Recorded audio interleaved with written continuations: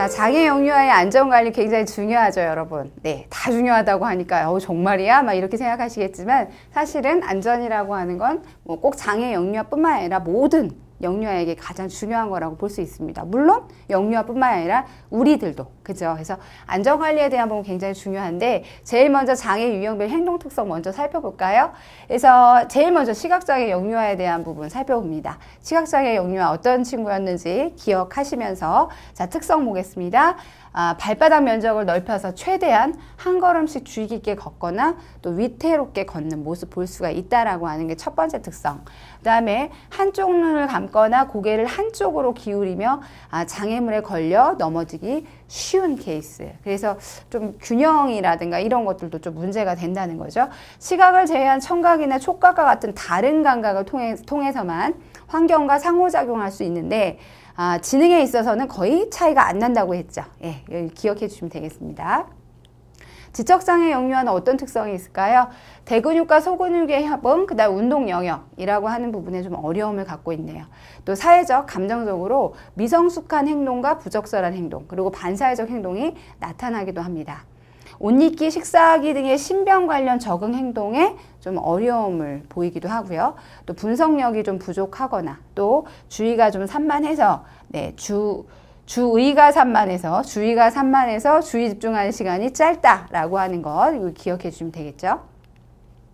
청각장애 영유아의 특성은 어떻죠? 네, 청각기관에 손상을 입게 되면 일단 음성 언어의 자극을 받지 못하게 되고 음성을 통한 의사소통에는 어려움을 가지게 되어서 한편으로는 지능검사하고는 특별히 문제가 없을 수 있는데 지능검사상으로는 낮은 점수를 받는 것, 이것이 좀 특징적이라 할 수 있습니다. 그리고 평형 기능을 터득하는 방골이관에 손상이 있는 경우에는 균형 감각이 좀 떨어지겠죠. 그리고 폐활량이 점차 적어져서 운동 능력이 조금 지체되는 모습을 보이기도 한다. 이렇게 볼 수 있습니다. 자, 지체장애 영유아는 어떻죠? 신체의 일부 또는 전부를 움직일 수 없거나 움직일 수 있어도 조절이 잘 되지 않고 또 약간 약화된 그런 상태라고 할 수 있죠. 또 마비에 의한 팔, 다리의 기능장애가 온 경우에는 주로 말초신경계의 손상이나 근육병 뭐 이런 것 등으로 인해서 운동기능 장애를 함께 가져오는 경우가 대다수더라 이렇게 볼 수 있습니다.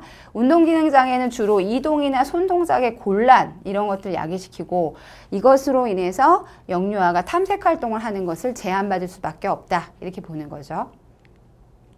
뇌병변장애 영유아의 특성은요, 사실 앞에 봤던 어떤 지체장애하고도 다 연결이 되는데 뇌병변장애 영유아 굉장히 또 중요함을 갖고 있죠. 편마비, 기억력장애, 언어장애, 시각장애, 감각장애 뭐 이런 것들을 한꺼번에 중복장애로 가져오는 경우가 많고요.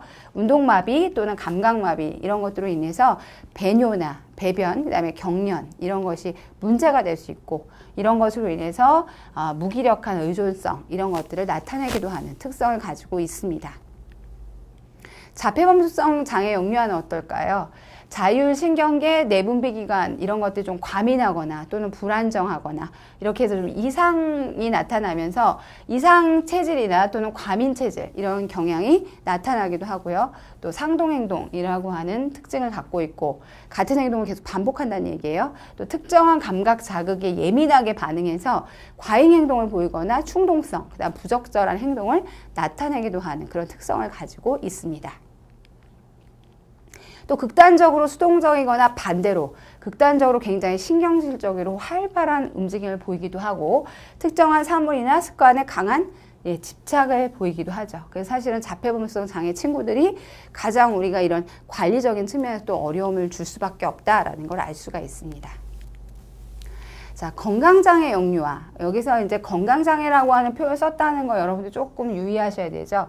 실제로 장애인의 유형에는 건강장애는 없어요. 대신에 건강장애는 장애인 등에 대한 특수교육법, 장특법이라고 하는 이 법에 있는 거죠. 그래서 다시 풀었습니다. 신장장애, 호흡기장애, 뇌전증 이런 장애 유형들을 다 포함하고 있는 이런 영유아는 심장장애의 경우에는 정도에 따라 다르지만 호흡곤란 때문에 일상생활 또 사회생활 모두 다 거의 어렵다 이렇게 볼 수 있고요.